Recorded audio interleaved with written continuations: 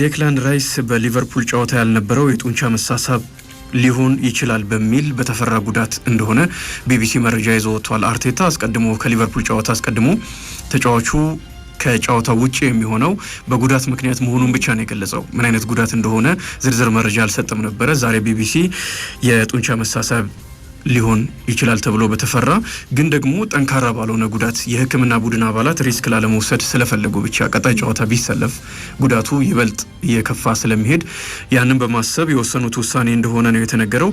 መቼ ይመለሳል ለሚል ጥያቄ የተሰጠ መልስ የለም። ምናልባት ቀጣዩ የኒውካስል ዩናይትድ ጨዋታም ሊያመልጠው ይችላል። አርሰናል በሁለተኛ ደረጃ ላይ ነው የሚገኘው በእንግሊዝ ፕሪሚየር ሊግ። የቻምፒየንስ ሊግ ቦታ ከዚህኛው ሳምንት በኋላ ብዙም የሚያሳስበው አይመስለኝም። ግን ደግሞ ለዚህ የውድድር ዓመት ጥረቱ ሁለተኛ ደረጃ ያስፈልገዋል። የክለቡ ደጋፊዎችም ያንን በደንብ የሚጠብቁ ይመስለኛል እና ኒውካስል ዩናይትድ ጋር ያለው የነጥብ ልዩነት አንድ ብቻ ነው። ቀጣይ የሚጫወተው ከኒውካስል ዩናይትድ ጋር ነው።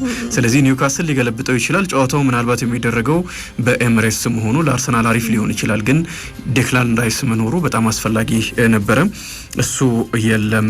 ለቀጣይ አንድ ጨዋታ የሁለት ጨዋታ አንዳንድ መረጃዎች እንደውም ለቀጣይ የእንግሊዝ ብሔራዊ ቡድን ጨዋታዎች ሁሉ ሊያሰጋው ይችላል እያሉ ነው። በእርግጥ ቀጣይ ሁለት ጨዋታዎች ብዙ ተጽዕኖ የሚፈጥሩ አይመስለኝም አርሰናል ላይ። ስለዚህ ማሳረፉ አስፈላጊ ሊሆን ይችላል። ሃንሲ ፍሊክ እስከ 2027 ድረስ በባርሴሎና የሚያቆያቸውን የአንድ ዓመት የውል ማራዘሚያ ለመፈረም ተስማምተዋል የሚሉ መረጃዎች እየወጡ ነው። ክለቡ ላሊጋውን ማሸነፉን ሲያረጋግጥ ያው ይፈርማሉ። አንድ ጨዋታ ነው የቀረው። ቀጣዩን ጨዋታ 36ኛውን የሳምንት የስፔን ላሊጋ ጨዋታ ባርሴሎና የሚያሸንፍ ከሆነ የስፔን ላሊጋን ማሸነፉን ያረጋግጣል። በዚህ ሳምንት ደግሞ አሪፍ ጨዋታ ነበር አይደል? በኤል ክላሲኮ ከማድሪድ ጋር በነበረው 4-3 የተጠናቀቀ ጨዋታ ነው። ግን የመጀመሪያው አጋማሽ ላይ 6 ጎሎች የተቆጠሩበት እጅግ በጣም ውብ ጨዋታ ነበረ። ሁሉም ነገር የነበረው ጨዋታ ነበረና ለተመልካች አዝናኝ። በእርግጥ ባርሴሎና በዚህ ውድድር ዓመት እንደዚህ አይነት ጨዋታዎችን በተደጋጋሚ ሰጥቶናል። የአውሮፓ ቻምፒየንስ ሊግ ግማሽ ፍጻሜ ሁለቱን ጨዋታዎች ጨምሮ በጣም አስገራሚ ስብስብ ነው ያለውና ይህንን ስብስብ ወጣት ስብስብ እየመሩ ያሉ አሰልጣኝ ናቸው ሃንሲ ፍሊክ። ይገባቸዋል። ደግሞ እየተመሩ ነው በጣም። ከዛ በኋላ ብዙ ጎል አስቆጥረው የሚያሸንፉትና ባርሴሎና 3-0 እንኳን እየተመራ ይሸነፋል ብለህ እርፍ ብለህ አታየውም። በትክክል የተጋጣሚ ቡድን ደጋፊዎችን ልብ የሚያርድ ቡድን ነው። ላፖርታም ዴኮም አምነውባቸዋል በሃንሲ ፍሊክ። ባርሳን ለውጦታል ያለምንም ጥርጥር። በአንድ ዓመት ኤል ክላሲኮን 4 ጊዜ አሸነፉ በሚያሳምን ሁኔታ። 2-3 ጨዋታዎች ላይ ከ3 ጎል በላይ እያስቆጠሩ እና ያሸነፉትና በጣም የሚያስገርም ነው። የዚህ ሳምንቱም እንደዚሁ በጣም ግሩም ነው። በወጣቶች የተገነባ ኃይል ያለው ጎሎች የሚያስቆጥር አዝናኝ ቡድን ሰርተዋልና እሳቸው መቆየታቸው በጣም አሪፍ ነው። እስከ 2027 ድረስ ይሆናል ማለት ነው። አንድ ዓመት ነበር የሚቀራቸው። አንድ ተጨማሪ ዓመት ይኖራቸዋል። በላሊጋው ብቻ 95 ጎሎችን አስቆጥረዋል ባርሴሎና በዚህ ውድድር ዓመት።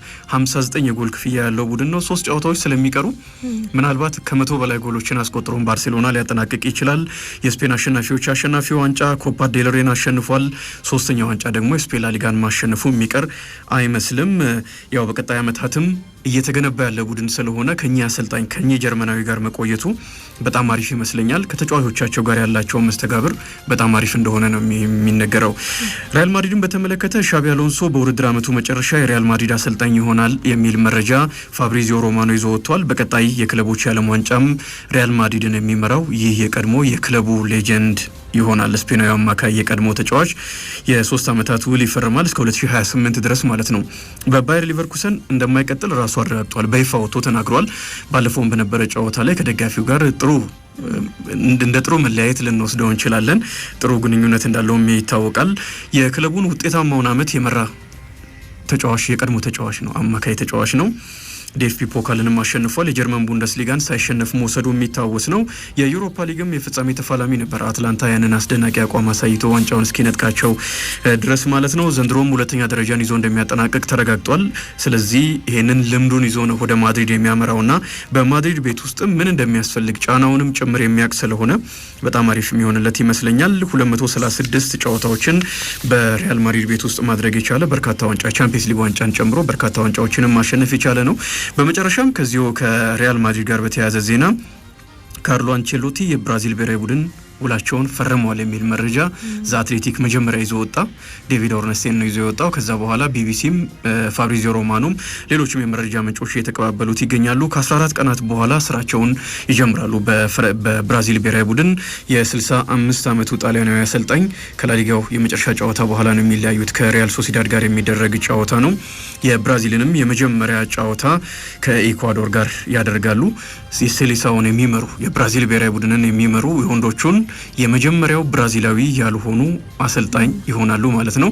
በማድሪድ በተለያየ ጊዜ 15 ዋንጫዎችን አሸንፈዋል። 2021 ኤቨርተንን ለቀው ወደ ማድሪድ ከተመለሱም በኋላ 2 የላሊጋና የቻምፒየንስ ሊግ ዋንጫን ጨምሮ በጣም ግሩም ጊዜን ያሳለፉት። ዘንድሮ ግን አልሳካላቸውም። ኪሊያን ምባፔም ቢፈርምም አልሳካላቸውም። የስኬታማ ያልሆኑበት ምክንያት አንደኛው ባርሴሎና ነው። የሀገር ውስጥ ውድድሮችን በሙሉ ተቆጣጥሯል። ሁለተኛው ደግሞ በሩብ ፍጻሜ በቻምፒየንስ ሊግ በአርሰናል አሳማኝ በሆነ ሁኔታ መሸነፋቸው የሚታወስ ነው። ካርሎ አንቼሎቲ ካርሊቶ ቀጣይ የብራዚል አሰልጣኝ ይሆናሉ። የ2026ቱን የዓለም ዋንጫም ቢጫ ለባሾችን እንዲመሩ ነው የታሰበው።